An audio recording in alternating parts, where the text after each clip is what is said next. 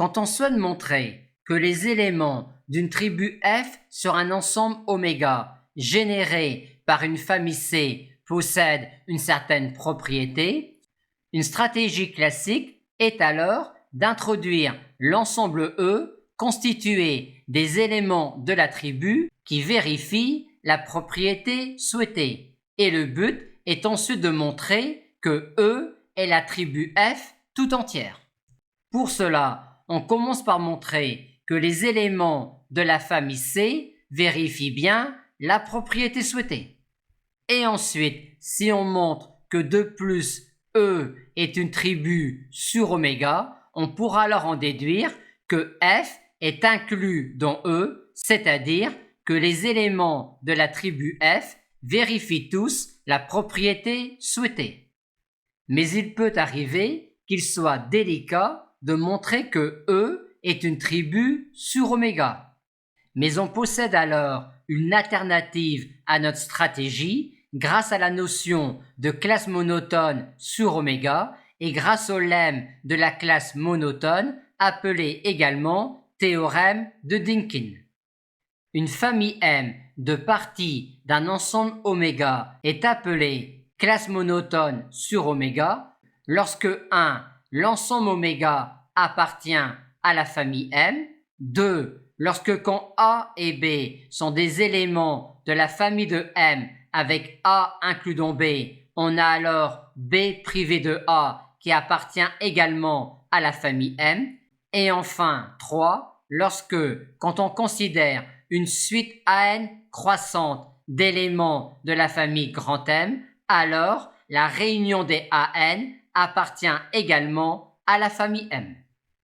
Notons tout de suite qu'une tribu sur oméga est un cas particulier de classe monotone sur oméga.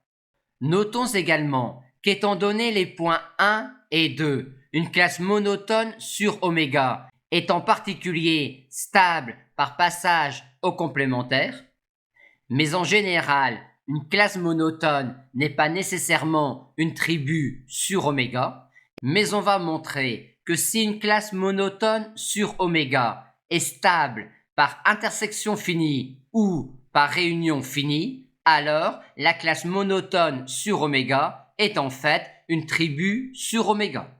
Notons tout de suite que pour une classe monotone sur oméga, dire qu'elle est stable par intersection finie est équivalent à dire qu'elle est stable par réunion finie, étant donné qu'une classe monotone sur oméga est en particulier stable par passage au complémentaire.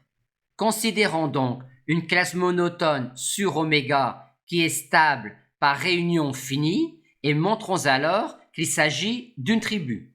Il suffit alors de montrer que quand on considère une famille dénombrable Fn quelconque d'éléments de la classe monotone, alors la réunion dénombrable dFn est également dans la classe monotone.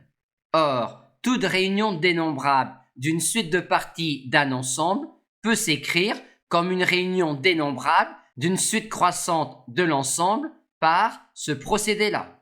Or, si on suppose de plus que la classe monotone est stable par réunion finie, on a alors ici, avec les AN, une suite croissante d'éléments de la classe monotone et donc finalement, avec leur réunion dénombrable, un élément de la classe monotone. Ce qui achève de démontrer que quand une classe monotone est de plus stable par réunion finie, alors la classe monotone est en fait une tribu sur oméga.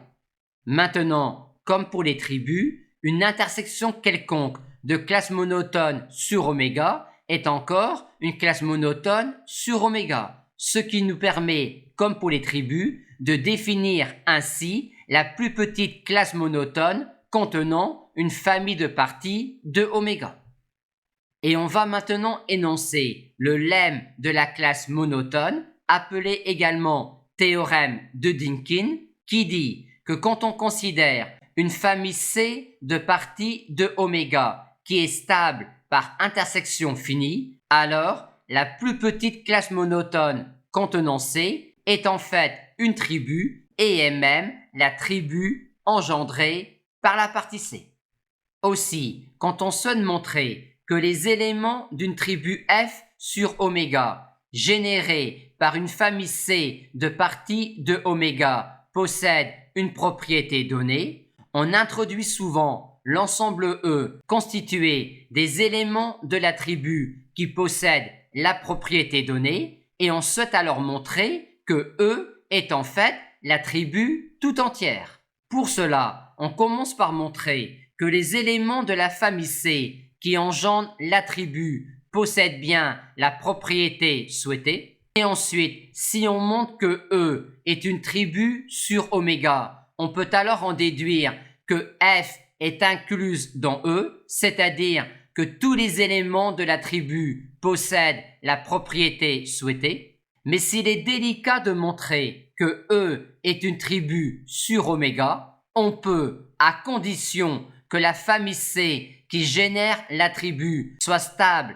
par intersection finie, se contenter uniquement de montrer que E est une classe monotone sur oméga, ce qui permet alors de dire que la plus petite classe monotone contenant C est incluse dans E. Or, en vertu du lemme de la classe monotone, quand C est une famille stable par intersection finie, la plus petite classe monotone contenant C n'est rien d'autre que la plus petite tribu de oméga contenant C. Par conséquent, quand la famille C qui génère l'attribut F est stable par intersection finie, pour montrer que tous les éléments de l'attribut possèdent la propriété souhaitée, il suffit uniquement de montrer que l'ensemble E est une classe monotone sur oméga.